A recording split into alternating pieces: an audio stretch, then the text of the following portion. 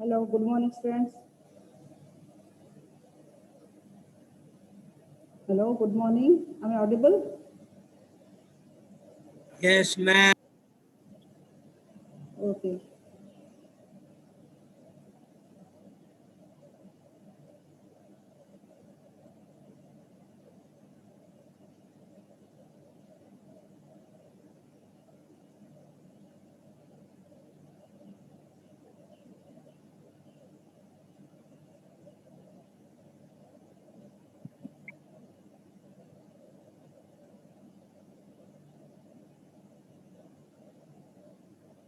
Okay, so last class we started with the topic of statistical mechanics. Okay, so we discussed what do you mean by phase space, what do you mean by an elementary volume in phase space, and we discussed there are different types of statistics. One is classical statistics and other is quantum mechanical statistics. So under classical statistics, there is only one type of statistics, that is your Maxwell-Boltzmann statistics, and under quantum statistics, there are two types of statistics.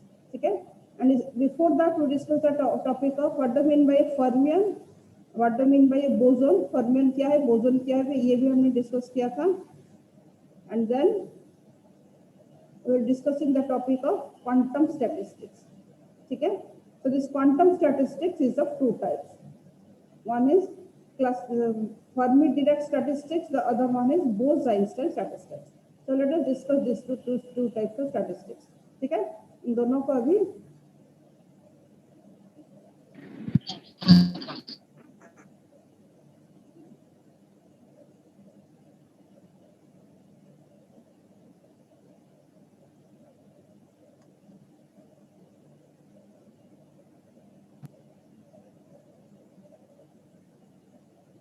ये से मंजू रानी कौन है? Yes, Manju Rani कोई है? Otherwise I will remove you. Ma'am. हाँ, yes yes,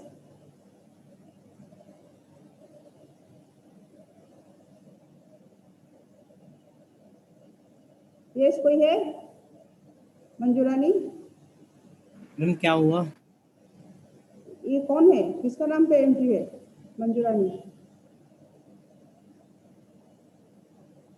student का नाम क्या है?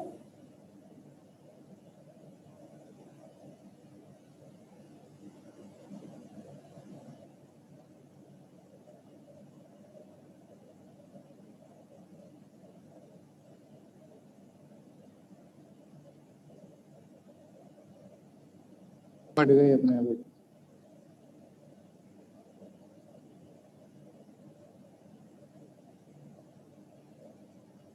Okay, so let us see this thing. So we are having two types of statistics.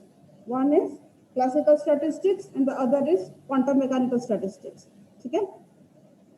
So under quantum statistics, we'll discuss the topic of Bose-Einstein statistics. So क्या होता है? What do you mean by this Bose-Einstein statistics? So हमने सबसे पहले define किया था, that is on the basis of the nature of the particles, that is whether the particles are identical and distinguishable or indistinguishable, and what is the minimum volume of a cell in the phase space. उस basis पे पहले हमने classical and quantum mechanical statistics को classify किया. Now quantum statistics का दोनों statistics को now we are going to classify. तो हम एक एक को समझेंगे, दोनों के बीच में classification आराम से समझ जाएंगे. Okay, so what do you mean by this Bose-Einstein statistics? So the particles of the statistics are identical and indistinguishable. The minimum volume of a cell in phase space is HQ. ठीक है, so यहाँ पे भी हम यही चीज बता रहे हैं, that is particles of the statistics are identical, indistinguishable. दोनों में सेम चीज आएगा, दोनों टाइप का क्वांटम स्टैटिस्टिक्स में. एंड मैक्सवेल बोल्ट्जमैन हमने क्या बोला था कि पार्टिकल्स का आइडेंटिकल एंड डिस्टिंग्विशेबल. अब यहाँ पे आइडेंटिकल एंड इनडिस्टिंग्विशेबल. ठीक है, the minimum volume of a cell in phase space is HQ and the wave function is symmetric. ठीक है, वेव फंक्शन क्या है, यहाँ पे होता है symmetric.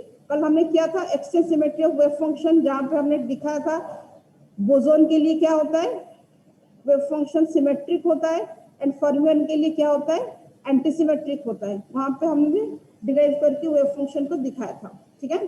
The particles do not ओबे Pauli's exclusion principle, ठीक है। Particles of this type of statistics they never follow exclusion principle, ठीक है।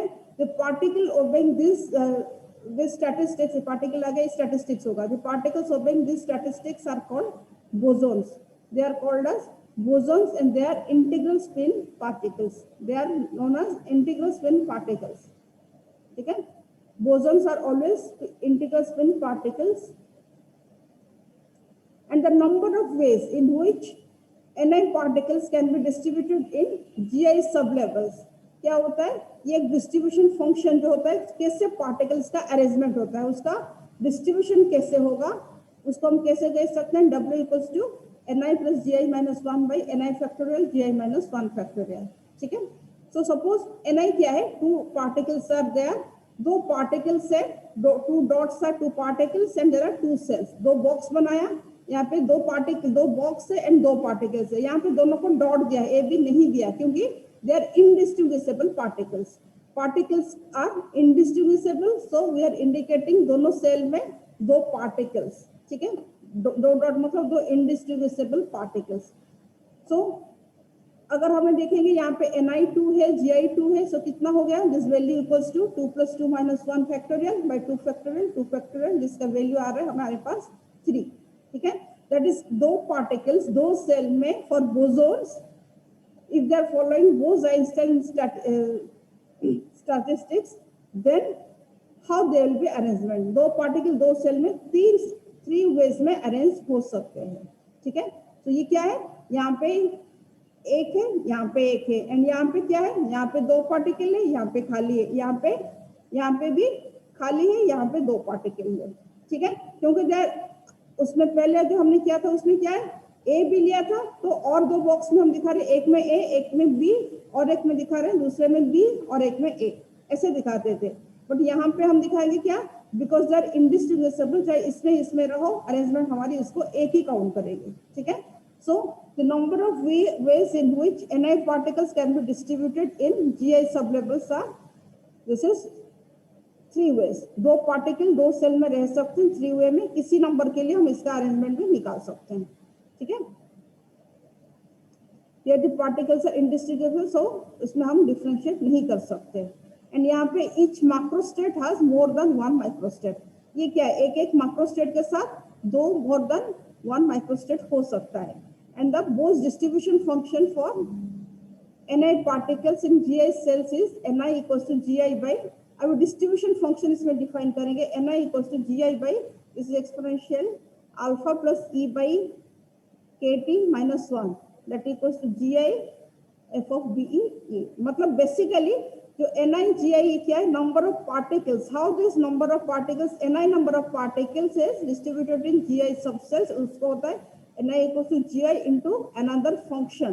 यही क्वांटिटी जो फॉर्मी डिडक्ट बोस-आइंस्टाइन डिस्ट्रीब्यूशन फंक्शन हम यहाँ पे डिफाइन करेंगे। इसका फॉर्म क्या है, यही चीज का डिफरेंशिएट में लिखोगे, ये इसकी जरूरत नहीं, ऊपर जो Ni लिखा है इसका कोई जरूरत नहीं है। We need only this thing f of Be, that is the distribution function, ठीक है। Distribution function for this Bose Einstein statistics is equals to 1 by exponential alpha and exponential E by Kt minus 1। तीन function, Maxwell Boltzmann में क्या था, 1 नहीं था, इसमें -1 में आगे पढ़ेंगे तो फॉर्मी-डिराक में इसमें +1 आएगा, ठीक है। सो इसका एप्लीकेशंस क्या है, that is where this Bose-Einstein statistics is applicable, that is applicable to a photon CW cavity, ठीक है। सो यहाँ पे क्या होता है, Bose-Einstein statistics फिर से एक बार देख लेते हैं कि डिफरेंस तो आपको थोड़ा सा मन याद रखना पड़ेगा। The particles of the statistics are identical and indistinguishable because quantum mechanics is following uncertainty principle। That's why minimum volume of the cell कितना होता है, h bar cube। Wave function यहाँ पे सिमेट्रिक होता है। Particles do not obey Pauli's exclusion principle. Exclusion principle obey करते तो ये एक सेल में दो पार्टिकल्स कैनॉट लाई, ठीक है, यहाँ पे एक सेल में सपोज यू आर सेइंग दो particles are lying whether in this case या फिर इन दिस केस, मतलब this statistics is not following the exclusion principle, ठीक है। एंड द पार्टिकल्स आर, जो भी particle, whatever particles are following these statistics, they are known as bosons, ठीक है। बोस-आइंस्टाइन से बोसोन नाम याद रखना इजी है, ठीक है। बोस-आइंस्टाइन से बोसोन्स पर, एंड देन यहाँ पे माइक्रोस्टेट के साथ more than microstate, and distribution function इसमें याद करना, इसमें -1 आता है, ठीक है। And application is this in photons in cavity. Now let us move to the Fermi Dirac statistics. जैसे हमने बोला quantum statistics is of two types. Quantum statistics जो होता है वो दो टाइप का होता है, one is Bose Einstein, the other is Fermi Dirac. Okay, in this Fermi Dirac statistics इसमें क्या क्या डिफरेंस है? फर्स्ट दो पॉइंट यहाँ पे भी दोनों का सेम रहेगा, ठीक है। The particles of the statistics are identical and indistinguishable, ठीक है। पार्टिकल्स क्या होता है यहाँ पे? आइडेंटिकल होता है and they are indistinguishable, and the volume of the cell in phase space is not less than h²। तो इसका जो मिनिमम वॉल्यूम कितना होता है, दैट इज h⁻³ होना चाहिए, h⁻³ से छोटा नहीं होता, ठीक है कि नहीं। This is also following uncertainty principle. तो मिनिमम वॉल्यूम का फेज स्पेस में हमने कल दिखाया था, position space and momentum space मिला के उसका मिनिमम वॉल्यूम कितना होता था, h⁻³। तभी यहाँ पे रेस्ट्रिक्शन इंपोज होगा ऑफ द मिनिमम वॉल्यूम। तो जो फेज स्पेस में एक छोटा सा सेल बनेगी जहाँ पे पार्टिकल कैन स्टे, उसका मिनिमम वॉल्यूम कितना होगा, h⁻³, ठीक है।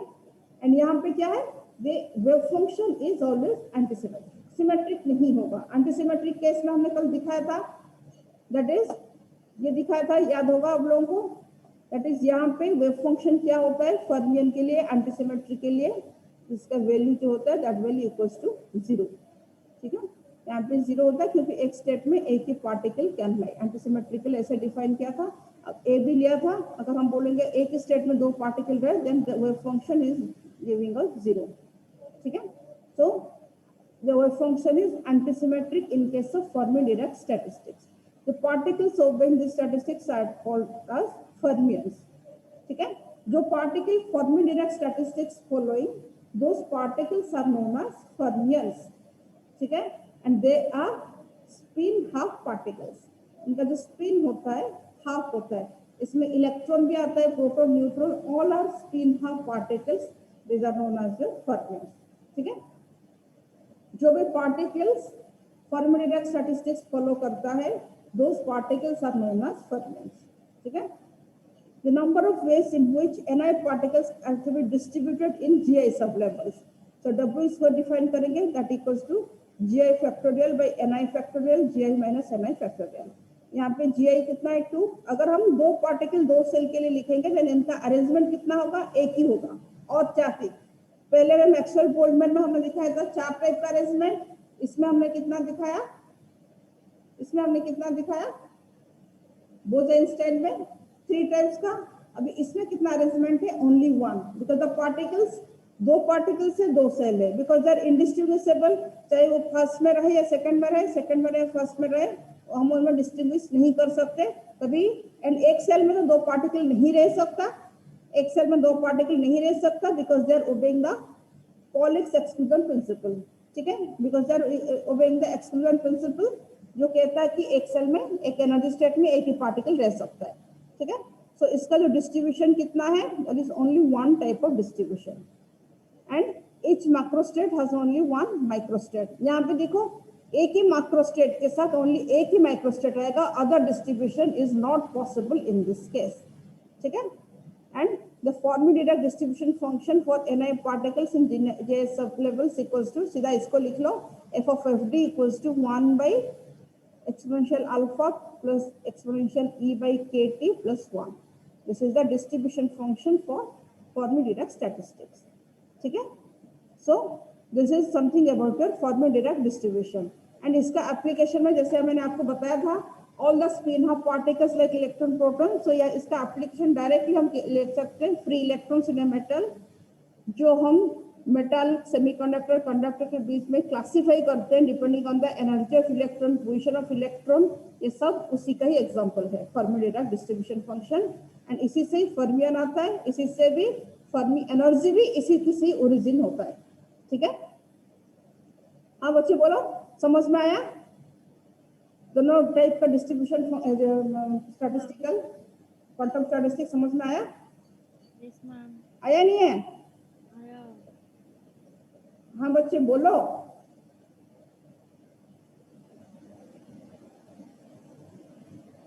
आ गया मैम। यस मैम आ गया। आ गया? ओके, अभी चलो देखते हैं। पहले एक छोटा सा फॉर्म्युलेट डिस्ट्रीब्यूशन फंक्शन को देखते हैं। ठीक है, सो ये क्या कहता है? यहाँ पे फॉर्म्युलेट डिस्ट्रीब्यूशन फंक्शन को एनर्जी के साथ एक प्लॉट है। ठीक है, so this is a plot of formulated distribution function with the energy. So ये क्या कहता है देखो, so this is your f of e for this formulated distribution. fd मतलब formulated। देखो जो डिस्ट्रीब्यूशन फंक्शन हम लिखेंगे यहाँ पे fd मतलब formulated, यहाँ पे लिखेंगे mb मतलब मैक्सवेल बोल्ट्जमैन, यहाँ पे लिखेंगे be मतलब बोल्ज-आइंस्टाइन। ठीक है, this is f of b मतलब बोल्ज-आइंस्टाइन, ऐसे रिप्रेजेंट करेंगे इसको शॉर्ट फॉर्म में। ठीक है, लॉन्ग क्वेश्चन आता तो जनरल इसका कंपैरिजन तीनों का टेबल आता तो आराम से इसका डिफरेंस बहुत इजीली लिख सकते हो पॉइंट वाइज।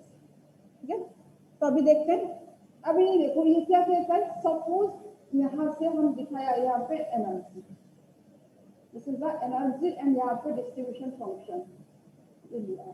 ठीक है, ये क्या कहता है, इसको जनरल एफ ऑफ ई को ऑक्यूपेशन इंडेक्स भी कहते हैं। इसका वैल्यू हमने लिया मैक्सिमम कितना है, that value equals to maximum value equals to 1। That is ये क्या है, this is that absolute zero, 0 degree Kelvin पे। ओके, 0 डिग्री अगर हम एब्सोल्यूट 0 टेम्परेचर देते हैं, अभी फर्मियन का केस, फर्मियन मतलब इलेक्ट्रॉन। सो हम एक चीज बताते हैं, that is whatever the energy possessed by any fermion, that any electron at absolute zero. So ये कहाँ तक occupancy दिखा रहा है, this is occupancy, that is all the particles are lying within this, and ये जो energy value आया, this energy को integrate करते हैं by means of EF, and EF हमारी क्या है, EF is known as the Fermi energy. Okay, यहाँ पे हम इस चीज को डिफाइन करते हैं on the basis of this distribution. Distribution मतलब how the electrons are distributed. Absolute zero में how they are distributed, that is their distribution till the energy कितना तक हो सकता है, that is the energy they are possessing, that is the energy EF, जिसको कहते हैं फर्मी एनर्जी। ठीक है, this is the Fermi energy, मतलब ऑक्यूपेंसी हम यहाँ से यहाँ तक दिखा रहे हैं। अभी मतलब सपोज टेम्परेचर बढ़ गया, आपको पता है सेमीकंडक्टर के केस में कहते हैं टेम्परेचर बढ़ गया मतलब उनका एनर्जी फर्मी एनर्जी से बढ़ गया। तो जनरली क्लासिकल कांसेप्ट के हिसाब से क्या आता है, एब्सोल्यूट एनर्जी, एब्सोल्यूट जीरो पे the particle is not possessing any energy, but quantum mechanical इसको restrict करके क्या कह रहा है, नहीं, at absolute zero they are also possessing some amount of energy, and the energy value कितना है, what is the value of this energy value, that is the Fermi energy। ठीक है, that is at 0 Kelvin। इस figure में भी देखो PPT में जो फोटो में दिखा है, that equals to 0 Kelvin। And अभी हम बताएंगे suppose temperature is gradually increasing, temperature बढ़ने से क्या है, इनका एनर्जी बढ़ेगा। जैसे टेम्परेचर थोड़ा सा बढ़ता है, then the energy of the particles are increasing. So इनका ऑक्यूपेंसी जो यहाँ तक ही था, अभी ग्रेजुअली यहाँ से कुछ कम होके धीरे धीरे टेम्परेचर बढ़ने से कम होके इनका ऑक्यूपेंसी यहाँ तक आ गया, एनर्जी बढ़ गया। Suppose this energy is E1 and this temperature is 100 kelvin. 100 kelvin में क्या है, ये जो पार्टिकल्स अभी इनका ऑक्यूपेंसी यहाँ तक था, यहाँ पे पार्टिकल कुछ ऊपर इनका एनर्जी बढ़ गया, so they are coming to this level। this is the energy E1 they are possessing, we can say बढ़ गया। अगर हम यहाँ पे बताते हैं और थोड़ा टेम्परेचर इंक्रीज हुआ मतलब और ज्यादा नंबर ऑफ पार्टिकल्स के एनर्जी बढ़ने से उनका टेम्परेचर बढ़ने से एनर्जी बढ़ा, so they are moving coming to this higher energy state। ठीक है, so this is the main, हम इसको फॉर्मी डिराक से ही हम जो चीज डिफाइन करते हैं, that is Fermi energy. Fermi energy को यहाँ पे डिफाइन करते हैं, that is the maximum energy produced by a fermion by an electron at absolute zero is known as the Fermi energy. And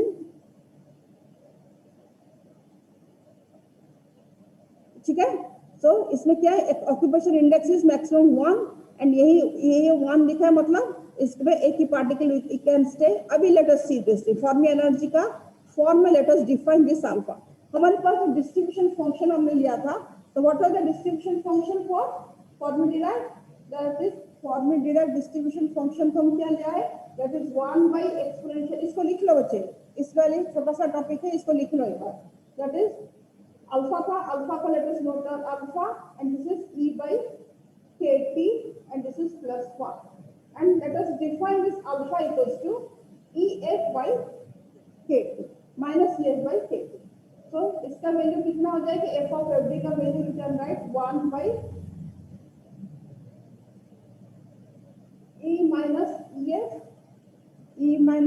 ef by kt plus 1। ये यहाँ पे भी देख सकते हो, ब्लैक बोर्ड अगर दिख रहा है, नहीं दिख रहा है तब यहाँ पे भी देख सकते हो। ये वाला पोर्शन दिख रहा है बच्चे, ये वाला दिख रहा है, सारे ब्लैक बोर्ड में जो लिखा है दिख रहा है। ओके, तो अभी देखो यहाँ पे एक चीज देखो, सपोज हमने ये लिया है e माइनस, देखो एफ ऑफ एफ डी यहाँ से लिखो, अल्फा को अपन डिफाइन किया, एफ ऑफ एफ डी को लिखो, एंड यहाँ पे t का वैल्यू हम 0 पुट करेंगे। सो t का वैल्यू अगर 0 पुट करेंगे then ei minus ef by kbt कितना हो जाएगी, that will be equals to infinity. And यहाँ पे क्या दो केस डिफाइन करेंगे, यहाँ पे भी हम इसको इंफिनिटी को भी plus infinity and minus infinity case में डिफाइन करेंगे। कौन से केस में प्लस इंफिनिटी होगा, कौन से केस में माइनस इंफिनिटी होगा, ठीक है। इस चीज को थोड़ा सा देख लो, क्योंकि इसमें हम क्या बताते हैं, इसमें we are saying that this is ei minus cf by kbt। तो दिस वैल्यू क्या है, e minus ef by kbt, that is kt, and जिसका वैल्यू हमने क्या लिया है, that value equals to infinity होगा कब, t इक्वल्स टू 0, ठीक है। इसका वैल्यू फिर हम एक केस इंप्रूव करें, whether this e is less than ef and whether this e is more than ef। दो केस है, ठीक है, दो केस है। e less than ef मतलब एब्सोल्यूट 0 पे, when you are saying this is absolute 0 पे, अगर we are taking this condition e is less than ef, then इसका वैल्यू कितना होगा, e minus ef by kt। इसका वैल्यू 0 है, इसका value e is less than ef, so this quantity is negative, so we are getting minus infinity। Some negative quantity by 0, that negative quantity by 0, t का value 0 to 0, so this value equals to minus infinity। अगर हम यहाँ पे e more than ef लेते हैं, then इसका value क्या हो जाएगी, this is e minus ef upon kt का वैल्यू कितना हो गया, ये क्वांटिटी पॉजिटिव हो गया, पॉजिटिव बाय 0 मतलब इसको हम लिख सकते हैं plus infinity. This is e minus ef by kt and this value is equals to plus infinity, ठीक है। अभी हम लेते हैं जो plus infinity and minus infinity को सब्स्टिट्यूट करेंगे इन दिस डिस्ट्रीब्यूशन फंक्शन। पहले समझ में आया माइनस इंफिनिटी कहाँ कब आया, प्लस इंफिनिटी कहाँ पे। अभी इसको हम पुट करेंगे, लिखो at t equals to 0 ei more than ef, that is this equals to infinity, मतलब f of fd equals to this value is equals to 1।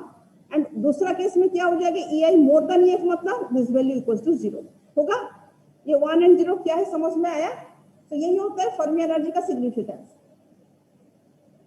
समझ में आया बच्चे, ये 1 कैसे आया, 0 कैसे हुआ। इसको हमने लिख लिया माइनस इंफिनिटी, इसको लिख लिया प्लस इंफिनिटी। अब एफ ऑफ डिस्ट्रीब्यूशन फंक्शन को लिखते हैं। So if we note that distribution function, that is f of formula distribution function, that value equals to e minus ef by kt plus 1। अगर ये quantity, this quantity equals to exponential minus infinity plus 1, then इसका value कितना होगा, and in the same form F D equals to, ये quantity हो गया अभी plus infinity, that is 1 by infinity plus 1, then इसका क्वांटिटी कितना होगा बताओ। ये इंफिनिटी मतलब अगर प्लस इंफिनिटी मतलब इसका वैल्यू कितना होगा, infinity plus 1, that is 1 by infinity होता है 0। यहाँ पे 1 by इंफिनिटी मतलब ये हो गया 1 by exponential infinity, that is this quantity 0 हो गया, and overall this quantity equals to 1, ठीक है। तो this quantity equals to 1, this quantity equals to 0, that is हम यहाँ पे क्या बताते हैं, at t equals to 0, now you can see this line, at t equals to 0 ei is less than ef, then occupancy कितना है, maximum, जो अभी फिगर बनाया था, ऊपर भी दिखा रहा है, ये दिखा रहा है, दैट इज ऑक्यूपेंसी, यहाँ तक पूरा है। अगर हम t इक्वल टू 0 पे देखेंगे कि एनर्जी फर्मी एनर्जी से बढ़ सकता है, देन वहां पे डिस्ट्रीब्यूशन क्या दिखा है, नहीं हो सकता। That is EI more than EF, then the formula f of FD EI equals to that value equals 0, मतलब distribution function 0 दिखा रहा है, मतलब no particle can move to higher energy more than Fermi energy at absolute 0. Absolute 0 में कोई भी fermion ज्यादा energy, Fermi energy से ज्यादा एनर्जी पोजेस नहीं कर सकता, ठीक है। एट t equals to 0 पे ज्यादा एनर्जी पोजेस नहीं कर सकता। तो जितना एनर्जी पोजेस कर सकता है maximum energy at absolute 0, that is the Fermi energy. उससे ज्यादा एनर्जी बढ़ेगा नहीं। ज्यादा एनर्जी कब होगा, जब यहाँ पे जो टाइम का वैल्यू, जो टाइम का पैरामीटर यहाँ पे लिया है 0 टाइम, सॉरी टेम्परेचर का वैल्यू जो लिया है, that temperature value is always equals to 0 पे मैक्सिमम एनर्जी फर्मी एनर्जी ही होगा, उससे बढ़ नहीं सकता ना। If temperature is increasing then that is a अलग केस आ गया, 0 पे नहीं आएगा, 0 पे देयर इज नो ऑक्यूपेंसी, ठीक है। So thus at t equals to 0, all energy states from EI equals to 0 to EI equals to EF are occupied because this value equals to 1, while all states above EF are vacant. जितने energy state है, अगर energy state के form में देखेंगे, जैसे हम आप semiconductor ही पढ़ते हो, सबसे पहले यहाँ पे होता है वैलेंस बैंड में, फिर कंडक्शन बैंड में जाता है टेम्परेचर देने से, एंड बीच में क्या है, इंट्रिंसिक सेमीकंडक्टर में the Fermi energy is lying in between the conduction band and just at the center of the conduction band and valence band. जैसे टेम्परेचर बढ़ता है, then we are saying Fermi energy में changes आता है, ठीक है। So that is the electronics में, and इसका जो origin we are saying from this case. और ज्यादा तो इसमें नहीं है, इसमें ज्यादा नहीं जा पाएंगे, इतना ही आपको याद रखना है, ठीक है। as temperature increases, some of the states just below EF are vacant. तो ग्रेजुअली क्या, यहाँ तक ऑक्यूपेंसी था, ऑक्यूपेंसी यहाँ तक पूरा भरा था। अभी जैसे टेम्परेचर बढ़ेगा देन एनर्जी यहाँ तक जाएगा, तो यहाँ से कुछ कुछ पार्टिकल ऊपर तक चले गए, ज्यादा बढ़ेगा और कुछ पार्टिकल चले गए, ऐसे होते होते we are saying they are moving to higher energy state, ठीक है। एंड अभी बताओ, अगर suppose we are taking EI equals to EF, अगर EI इक्वल्स टू EF ले लेंगे, EI equals to EF, E equals to EF ले लेंगे, देन ये क्वांटिटी कितना हो गया, दिस क्वांटिटी इक्वल्स टू 0, 0 मतलब दिस इज, इसका वैल्यू कितना हो जाएगा, f ऑफ fd का वैल्यू कितना होगा, 1 by exponential 0 plus 1, that is 1 by 1 plus 1, that value equals to half. इसका वैल्यू कितना होगा, that will equals to half. So that is the average number of particles per quantum state is equals to half. अगर हम energy state किसी एक temperature में अगर हम बताएंगे Fermi energy at any energy ये इक्वल्स टू EF अगर लेते हैं, then that equals to half at all temperatures. At general it is happening, हम इसमें probability that the average number of particles per quantum state is exactly half. That is the probability of finding an electron with energy equals to Fermi energy in a metal equals to half at any temperature. ठीक है, so this is the Fermi-Dirac distribution function. अभी यहाँ पे एक छोटा सा comparison है, हल्का सा ही छोटा सा ही देख लेते हैं। अभी देखो इन तीनों स्टैटिस्टिक्स का जो डिस्ट्रीब्यूशन फंक्शन, मैंने स्टार्टिंग से आपको बोला है, आपको इन तीनों का फॉर्म याद रखना है। सेंटर में देखो क्लासिकल स्टैटिस्टिक्स मैक्सवेल बोल्ट्जमैन लिखा है, जिसमें that is exponential alpha and exponential E by KT, and ऊपर के बोज-आइंस्टाइन में -1, इसमें क्या है +1। तो सबसे बड़ा कौन हुआ, सबसे बड़ा इज दिस वैल्यू, सबसे छोटा सबसे बड़ा इज दिस वैल्यू जिसमें -1 डिनोमिनेटर में, इसमें +1 होगा, इसके वैल्यू सबसे छोटा है, that is f of BE is more than f of MB, that is more than f of FD. When this energy का वैल्यू अगर बढ़ता जाएगा, E is more than KT, energy का वैल्यू अगर ज्यादा बढ़ेगा, देन देखो एनर्जी का वैल्यू जो है इधर लिखा है, that is on the denominator में, दैट इज 1 by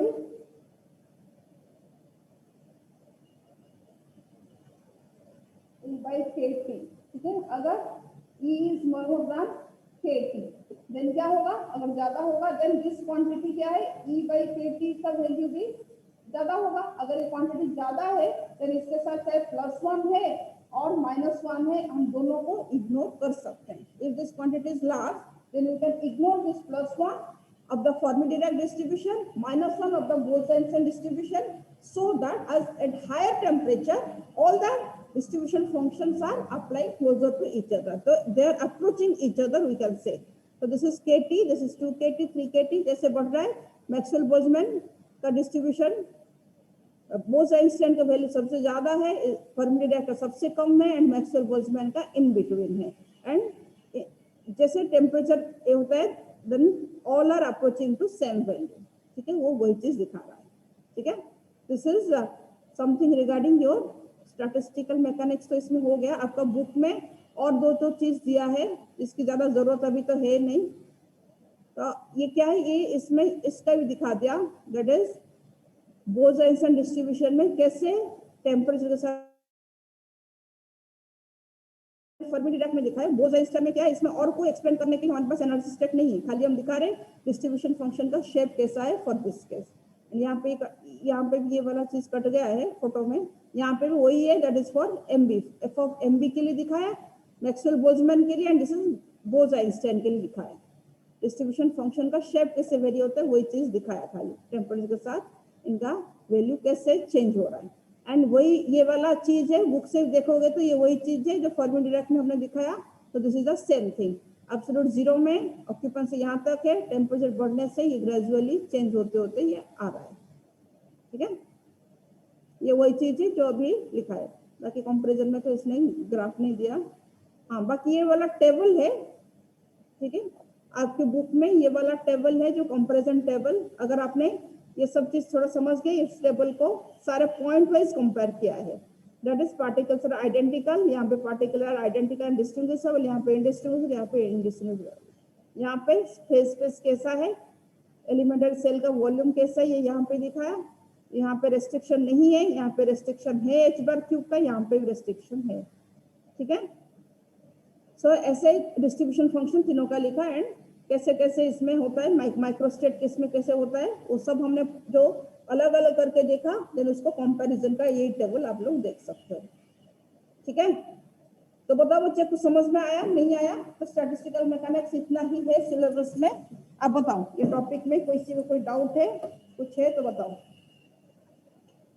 बोलो समझ में आया नहीं है, क्यों बहुत सिंपल टॉपिक है। And MCQ point of view से इसका, तो short question point of view से मल्टीपल चॉइस में भी इसका बहुत इंपॉर्टेंस है, छोटा छोटा टॉपिक आ जाएगा। जैसे कोई चीज दे देगा, that is what is formula क्या क्या फॉलो करता है, इज इट फॉलोइंग कौन सा स्टैटिस्टिक्स फॉलो करता है। तो अब इसमें अगर होगा it is a spin half particle, तो ये भी करेक्ट है। सपोज अब समझ ये गिवन है, it is following formula Dirac statistics, and it is also correct, ठीक है। तो ऐसे कुछ कुछ आपका जो पॉइंट इस बेसिस पे क्वेश्चंस आ सकते हैं। ओके, बताओ किसी को, सबको समझ में आया या डाउट है किसी को कुछ? एंड इस टॉपिक को अच्छे से पढ़ लेना, कुछ भी नहीं है इसमें। I forward you the notes, इसका नोट्स मैं दे दूंगी, ठीक है, इससे आप सब पढ़ सकते हो।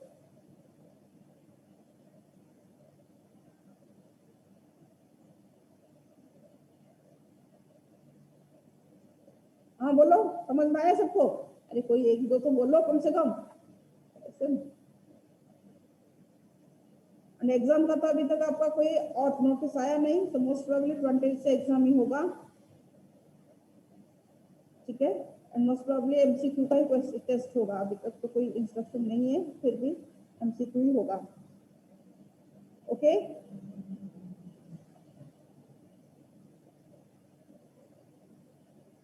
हाँ बच्चे, समझ में आया? हाँ अनुष्का, समझ में आया?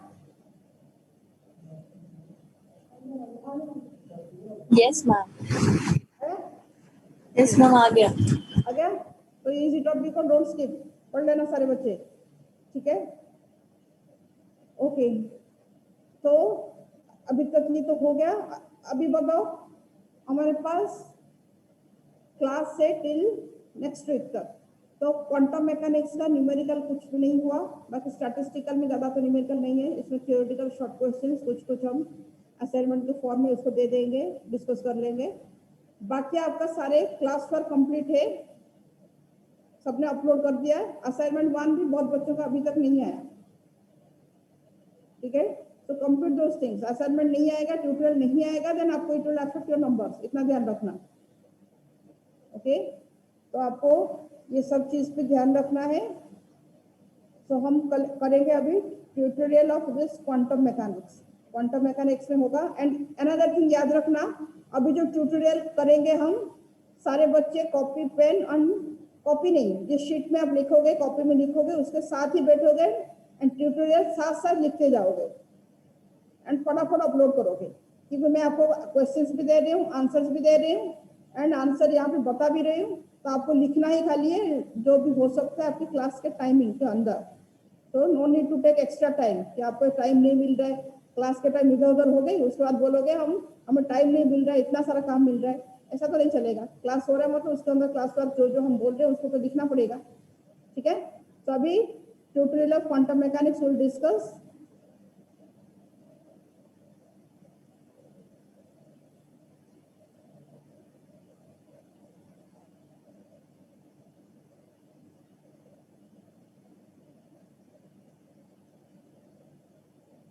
ठीक है,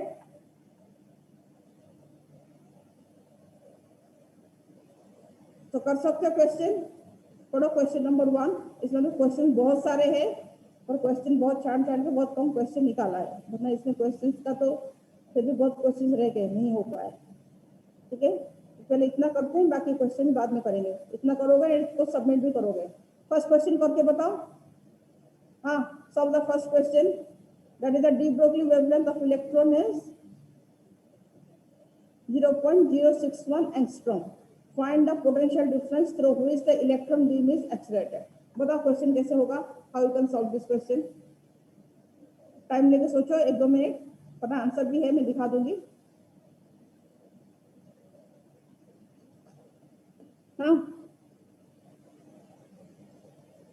हो सकता है, ट्राई करो, ट्राई करके बताओ क्या फॉर्मूला लगेगी। कैन एनीवन टेल मी।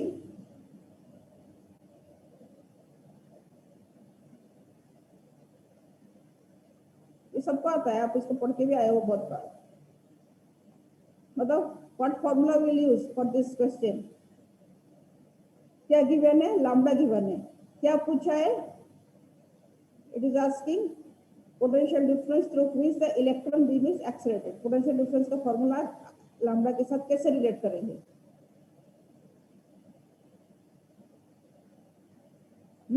बोलो।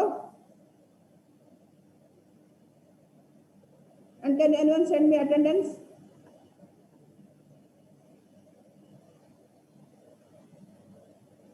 ओके, अटेंडेंस आ गया, चलो कोई बात नहीं, आई गॉट द अटेंडेंस। आप बताओ क्या क्या लगेगी, फॉर्मूला बताओ।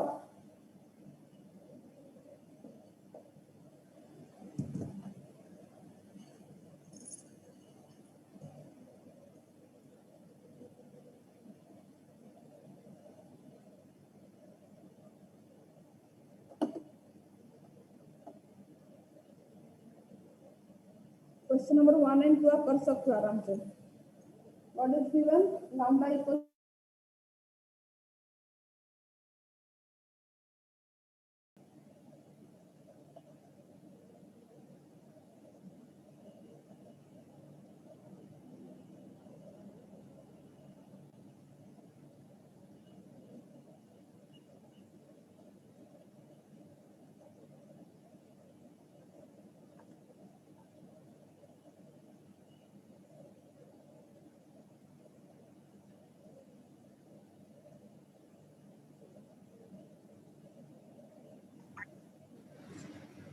हम बच्चे कर सकते हो क्वेश्चन।